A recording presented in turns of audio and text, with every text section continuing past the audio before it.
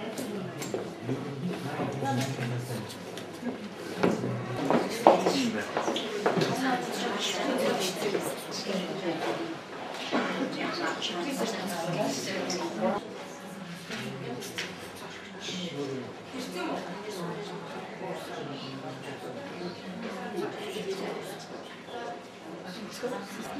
өнөөдөр та бүхэн манай байгууллагын ажилчдын урилгыг хүлээж авч ирсэн явдал би хувийн зүгээс талархаж байна. Миний зэрэг амьд гэдэг хүний хэмжээ мэргэжилтэй 2007 оны 2 сараас өнөөдөр хүртэл энэ байгууллагын эмчээр ажиллаж байгаа. За тэгэхээр эмч хүн мэдээлэл хийх гэж байгаа ямар ч байсан эрүүл мэндийн байгууллага болж байна, тийм ээ. За манай байгууллагын нэр, хаяг, лого энд хан дээр бичээстэй байна. За миний ярих гэж байгаа зүйлийг дотор хүний бие организмд сөрөг үр дагавартай, тийм ээ. За бие организм дахин нэгтгэг, допинг, сэргээш, хар тамхи, гэлмэтийн ямар нэгэн одоо тийм дайвар бүтээгдэхүүн байхгүй гэдгийн баталгаа болсон хуулийн үндсэлтэй гэрчилгээнүүд манай хандар байж байна.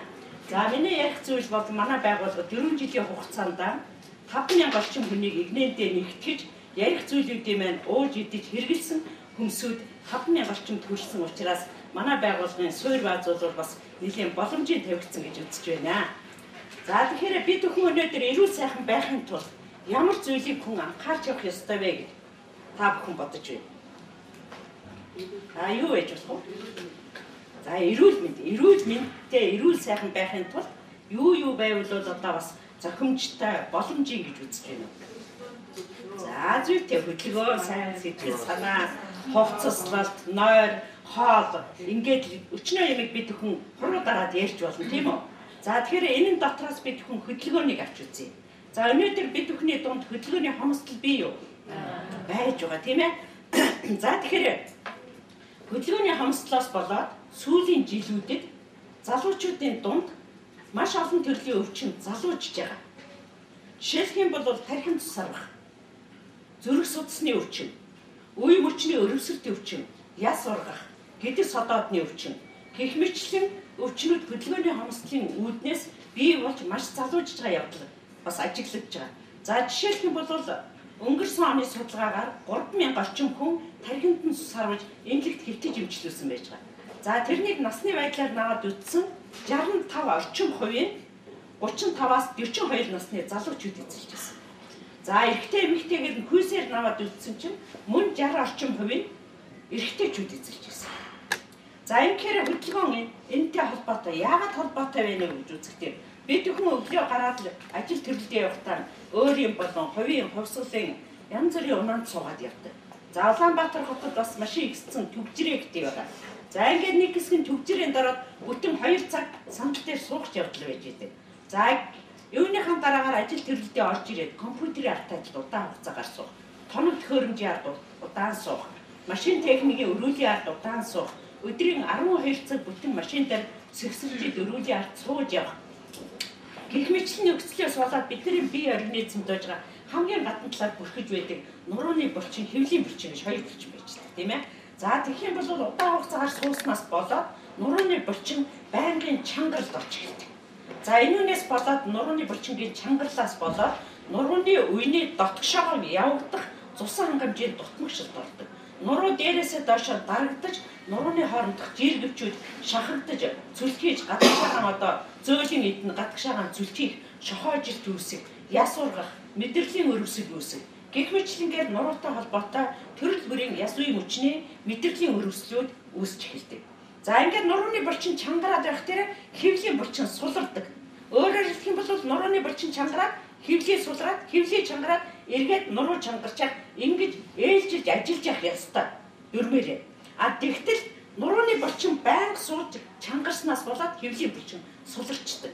За ингээ хэвлийн булчин сулраад ирэх дээрээ яг хөвдөр гидс хэвлийн дотор байж байгаа маш олон гидснүүд байж байгаа бидний тийм ээ. Бүдүүн нарийн гидснүүд, 12 хуруу гидс, ходоод гэх мэт.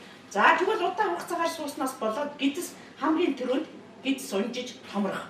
За дотор нь байж байгаа нэг олон гидснүүдийн гөрүүлц хөдөлгөөний сулрал бий болж ирэх. За гөрүүлц хөдөлгөөнгөө болоод ирэхдээ дотор байж байгаа өтгөн шингийн ялгарч байх ёстой зүйлүүдийг хоногтой ялгаруулж чадах юм байх. За дараагаар нь бидний бүхний ходоод унжих, бөөр унжих, давсаг унжих, гэх мэтийн эргэтэн унжих өвчин бас бий болж үүсдэг.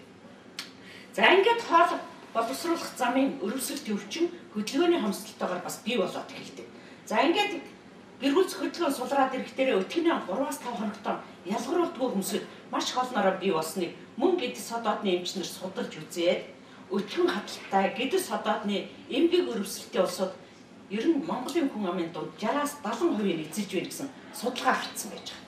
За тэгэхээр өтгөн гатна гэдэг чинь хүн 3 хоногт нэг удаа өтгөнөө ялгаруулахгүй байх юм бол тодорхой хэмжээний 60 ширхэг танхийг татсантай тэнц хэмжээний хороор бие организм хортдог. За яагаад бие организм хортож байгаа юм бол гэж бодож байгаа бол нөгөө өтгөн гатна гэдэг чинь гэдэсний ханаар нь өтгөн дотор байж байгаа нүүрс цус, хүнд металлын давс, өөх тос, гих мэтлэнгийн хортой бодисууд цуснд ялгарч орж ирдэг. За ингээд цуснд ялгараад ороод ирэхээр цусны дотор нөгөө хортой бодисууд чинь судасны ханыг гатууруулах, цардад наалдах. За тэгээд цусны дотор хортой бодисууд чинь цусаар дамжаад бүх бие организмаар эргэлдэж байгаа учраас ялангуяа удаан суудаг хүмүүсийн өвдөгний үеийн дээрээ дахимд цусны өтгөрл үүсэл бий болоод цусан хангамжийн дутмагшил доод мөчөнд дутагдаж эхэлдэг. За ингээд доод мөчнөөс эргээд тарих уургад тарихаар дамжиж байгаа цусан хэмжээний чинь дутмагшил болоод тарихны судас нарийсан байдал бий болдог. За ингээд цаашлах юм бол нөгөө өтгөрсөн, бүлгэрсэн, нүжирсэн одоо жижиг бүлгүүд үүсэн цус маань бие организмаар дамжиж явж байхдаа өвдөгний үеийн хойчлтыг үүсгэх, тэнд өтгөн бий болгох. За цаашлах юм бол тархины цусан хангамжийн дутмагшилд орох, ингэснээс болоод цус харвах, инфаркт болох гэх мэтлэнгийн өрөвсөлт өвчнүүд өнөөдөр бид бүхний дунд хөдөлгөөний хомсдлоос бас үүсэж бий болоод залуужаад байгаа байдал харагдаад байгаа. Өвчин залууж байгаа. За хоёрдугаар бид бүхний бас нэг бодож явмаар нэг зүйл бол сэтгэл санаа байж байна. Хүнийг ер нь сэтгэлийн амьтан гэж нэрлэдэг, тийм ээ? Сэтгэлийн амьтан.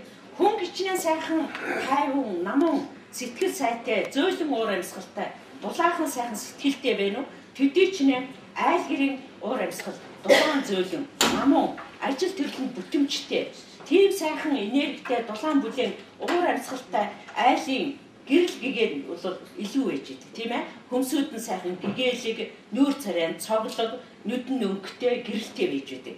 За тэгвэл нөгөө сөрөг уур амьсгал, тийм ээ? Сөрөг уур амьсгал. Сэтгэл санаа тавгүй явж идэг. Байнгын бохимдол явж идэг. Байнга одоо таагүй одоо тааламжгүй кино шиг үзэх дуртай байж идэг. Тийм ээ?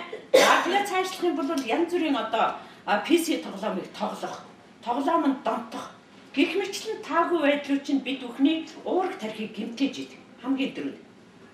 За өнөөдөр бид бүхэн уурах тархинд тархины эдис гэмтхийг ихэвчлэн арх тамхитай холбож үздэг, тийм ээ? Арх тамхийг гэтрүүлэн хэрэглэсэн хүмүүсийн тархи толгой дотор өдөртөө 20-оос дээш эс өгөж гэмтэж байдгаа гэж үздэг. За тэгвэл мөн бас энэ таагүй мэдээлэл, сэтгэл санааны таагүй байдлууд чинь уурах тархинд дах эсийг гэмтээгээд өнөөдөр орчин цагт аавра бүрхүүл гэж маш их яригдаад байгаа, тийм ээ? За тэгвэл нөгөө сэтгэл санаа сайтай, нүүр царайн өнгөлөг, уур амьсгал сайтай хүний аавра бүрхүүл нь маш их том, зузаан, гатуу бих байх нь. За нөгөө сэтгэлд жаахан тавгүйтэй, нөгөө сөрөг уур амьсгалтай, юмыг жаахан дандаа сүүдэр талаас нь бодож санаж явдаг, PC тоглоомыг их тоглодог. За тэгээ цаашлах юм бол янз бүрийн одоо таагүй мэдээлэлтэй кино үздэг, таагүй мэдээлэлтэй сонин уншдаг. Ийм хүний нөгөө аавра бүрхүүл нь нэм гівтэр, шүүр шанах шиг багахан ийм байж байгаа учраас өвчин өртөмтгий болдог. За тэгвэл оюун санааг яагаад тэр эс гэмтээгээд оюун санаа дотор тодорхой хэмжээний эсүүд өгчиж байдаг юм бэ гэхээр арх тамхи хэрэглэдэг хүн уур амьсгал нь одоо сөрөг дагавартай явж байдаг хүний уурах тархин дотор тодорхой хэмжээний эсүүд гэмтэж тэр эсээс нь тодорхой хэмжээний хортой даавар ялгарч илгийг гэмтээдэг. Илэг. За тэгэхээр нөгөө физиологийн үүднээс аваад үзэхдээ уурах тархийг илэг өдөрт. Илэгний энд ирж байгаа мэдээлэл уурах тархинаас дамжиж ирдэг. За тэгэхээр бид бүхэн бас нэг жишээ авъя. Жишээлх юм бол өнөөдөр бид хүн шарладаг, тийм ээ? Шар өвчин тусаад, за тэр шар өвчин туссан хүн маш их хүндрээд комд ордог. Комд орохоор ухаан алддаг. Тэр комд ороод ухаан алдсан хүн дими юм яриад байдаг. Ялангуяа одоо ойр дотных нь хүн ямар нэгэн тохиолдолд одоо тэр хүнийг гомдоосон байх юм бол тэр гомдлыг яриад байдаг. За яагаад тэр гомдлыг яриад ухаангүй мөртлөө яриад байгаа байдал гэдэг нь нөгөө элэг оюун санаа хоёрын холбоос юм бол холбоос. энэ таагүй мэдээлэл гэдэг бол уурах тархинд тэгж бичигдэж үлдэж яадаг юм байна. Тэр хүн баярлснаа ярихгүй байна гэдэг чинь баярлсан зүйл. Нөгөө дандаа сайхан зүйл нь баг бичигдээд нэг удаа одоо хүчтэй уурлахад тэр хүчтэй одоо ирсэн стресс тэр хүний уурах тархинд бичигдэж үлдсэн учраас тэр одоо ухаангүй байдалд орцсон мөртлөө элэг нь оюун санаагаа удирдах чадхаан болоод элгэний үйл ажиллагаа сааталд орсон байгаа учраас тэр хүн дэмэрч байгаа байдал юм. За тэгэхээр элэг оюун санаа хоёр бол салшгүй холбоотой зүйлийн нэг байж байгаа. За бас нэг жишээ ярив. Жишээлх юм бол өглөө гэрээсээ гараад явахдаа гэртээ таагүй уур амьсгалтай байх юм уу? Эсвэл бол замдаа гараад явж байхдаа нэг таагүй одоо маш сэтгэл сэрт хийсэн зүйлийг харснаас тийм ээ тэр хүн одоо тодорхой хэмжээний одоо харсан зүйлээс зочролд ороод зочролд орсны дараагаар тэр хүний хамгийн түрүүнд элэг нөгөө оюун санаанд харсан зүйл маань элгэнд ирж зочрол өгдөг. За ингээ элгэнд ирсэн зочрол нь тэндээс хоёр том элгнээс хоёр том мэдрэл гарч байдаг. За энэ хоёр мэдрэл нь дээшээ өрцөөр дамжаад зүрхийг мэдрэлжүүлээд хүний уурах тархинд толгойд ирж идэг. За тэгэхээр хүмүүсд хэлдэг тийм ээ өглөө нэг таагүй юм хартсан чинь аваар осол хартсан чинь өдөржин зүрх дэлсээд эвгүй байлаа гэж ярьдаг. Энэ маань яаж яа нүгтэр нөгөө элгнээс гарч байгаа хоёр мэдрэл чинь тэндээс бас л оюун санаанаас ирсэн таагүй нөгөө хорцсон даавар чинь элгийг гинтэйгээд элгнээс гарсан хоёр мэдрэл зүрхийг ирж агшааж одоо тэр таагүй байдалд орж байгаа бол энийг харуулж байгаамаа. За тэгэхээр бид бүхэнд бас сэтгэл санаагаар сайхан байх нь чухал байна уу? Одоо нэг жаахан тийм уур уцаартай явах нь чухал байна уу? Тийм ээ. За тэгэхээр бид бүхний хамгийн түрүүнд бид хамгаалж явах эрхтэн маань элэг болоо явчихжээ тийм ээ. Элгийг хамгаалж явахын тулд бид нэр сэтгэл санаа маш өөдрөг байж ах шаардлагатай. За тэгэхээр та бүхнийг саяны ярьсан хоёр зүйл дээрээс үндэслээд өдөртөө 5-аас 7 автобусны буудлын хэмжээний газар явж байгаарай. За хоёрдугаарт ямар ч бухимдал төрмөр зүйл байсан ч гэлээсэн тэрнийг богино хугацаанд өөрөөсөө зайлуулаад дандаа инээмсэглэж явцгаагаарай. За одоо би бүхний хамгийн гол энэ цугласан гол яриан бол хоол хүнс байж байгаа. За өнөөдөр бид бүхэн хоол тэжээлийн зүйлээр 90 төрлийн амин дэм уураг эрдэс бодисыг авч түүгээрээ бие организм тэнцвэрж цэвэрлэгдэж нөхөгдөж байх ёстой. Сайхан байх ёстой, эрүүл байх ёстой.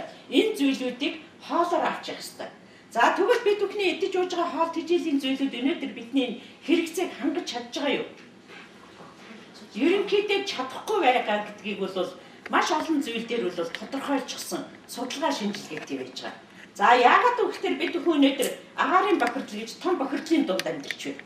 Саяхан хүртэл одоо ерөнхийлөгч маань явж байгаа тэр утаа дотгийг тэр долон судлуулад бидний цусан дотор байх ёстой хар тулганы хэмжээ нормоос 4-5 дахин их явж байна гэж тодорхойлсон. Тийм ээ? Хамгийн нэгдүгээр. За тэгэхээр энэ агаарын бохирдол, хөрсний бохирдол, усны бохирдол, мөн л одоо бас ус бохир байж байна. Ингээд бас тодорхойлсон байж байгаа тийм үү? За энэ гурван бохирдлоос чинь болоод өнөөдрийн бидний энэ газар хөрсөн дээр ургаж байгаа үр жимс маань цэвэрхэн органикаараа байж чадж байгаа юу? Чадахгүй байж байгаа тийм ээ? Дээрээс нь одоо маш их химийн бордогоор бордож байгаа. Жилдээ 2-3 удаа ургац авахын тулд бордож байгаа тийм ээ? За ингээд химийн бордогоор дүүрсэн хөрс усны бохирдолтой байгаа ийм газар ургасан үр жимс тэжээлийн энэ дут хөдөлд оруулж байгаа. Хоёрдугаар тэрний өвсийг идэж байгаа малын маань мах. Тэрний малаас гарч байгаа сүв. Өнөөдрийн бидний хэрэгцээг бас л хангаж чадахгүй учраас дутагдaltaй байж байгаа. За тийм учраас энэ байдлуудыг ганцхан Монгол оронд судлаад байгаа юм биш юм.